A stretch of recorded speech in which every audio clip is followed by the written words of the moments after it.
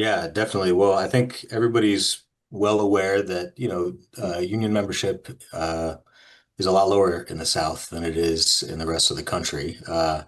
It's about half the national average. And in states like North Carolina, where I'm at, it's even lower.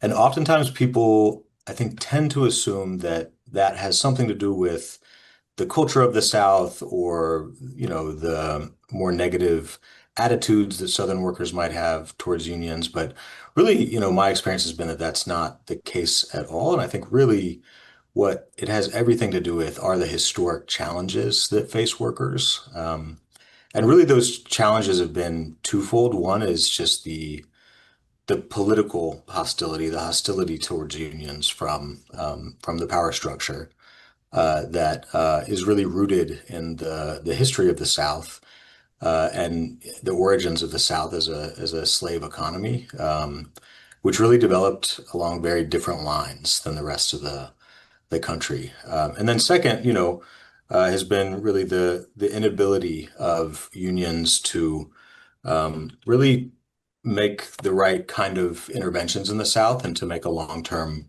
commitment. So there's been a lot of really incredible attempts to organize and some really, really important successes and some really incredible fights between that workers led to improve their lives.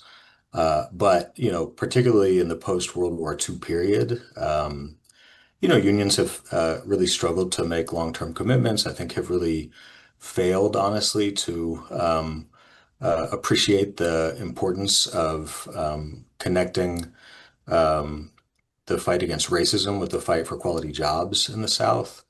And that kind of legacy is something that we're still up against and really trying to, I think, just do better as a labor movement and to right some of those mistakes and I think really focusing on the issues that are core to millions and millions of working people in the South, and not being afraid to confront the history of racism and the way that it relates to labor in the South.